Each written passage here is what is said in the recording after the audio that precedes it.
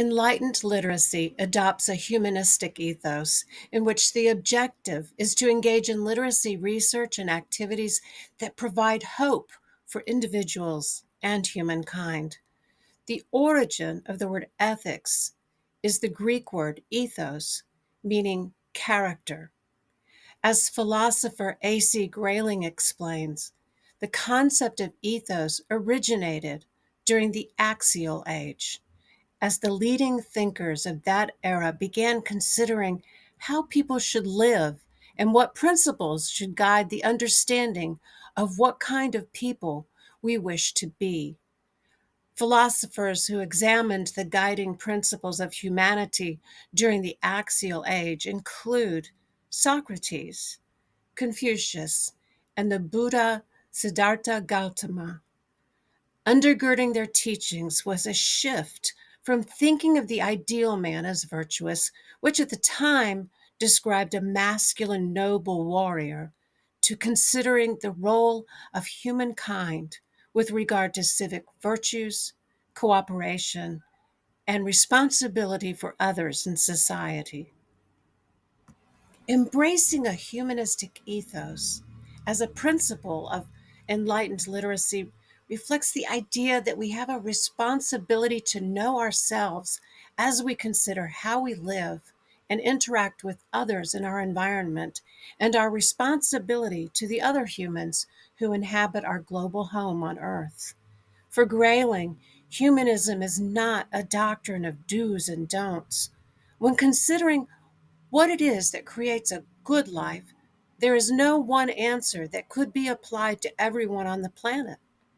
It is an individual matter of deciding one's own path in life and taking responsibility for your decisions. Grayling calls humanism an attitude, an ethical orientation to the world. This requires reflection and examination. As Socrates succinctly put it, the unexamined life is not worth living. When considering research, Grayling asserts that we need to reconsider how we think about inquiry.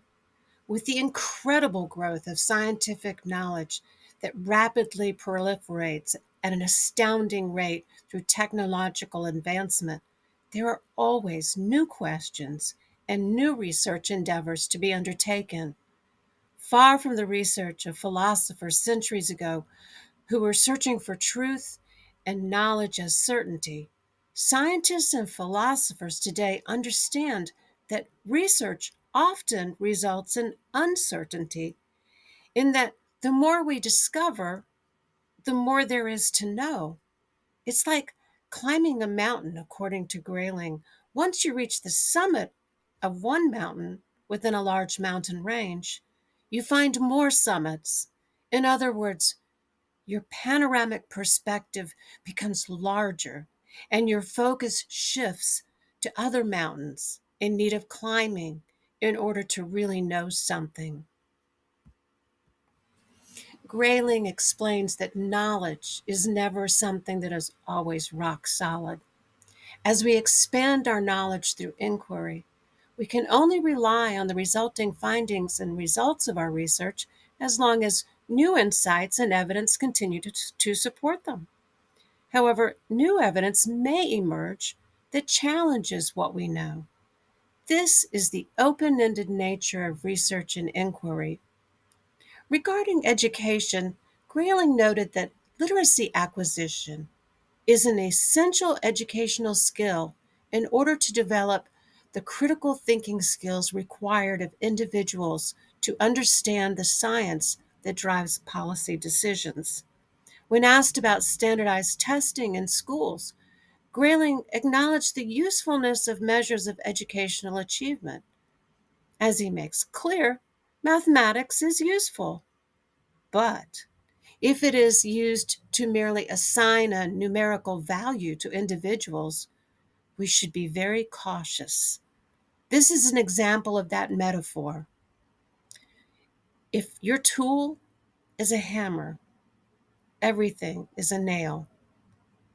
And if your tool is mathematics, the temptation is to use mathematics as a finite evaluation of everything, including intelligence or educational achievement. Mathematics and statistics may be able to ascertain possible problems, but cannot provide solutions. Finding solutions to problems is the venue of a different type of research that is grounded in a humanistic ethos. A pragmatic perspective and a humanistic ethos are two cornerstones of enlightened literacy. However, in order to fully embrace enlightened literacy, one also needs to embrace a spirit of curiosity.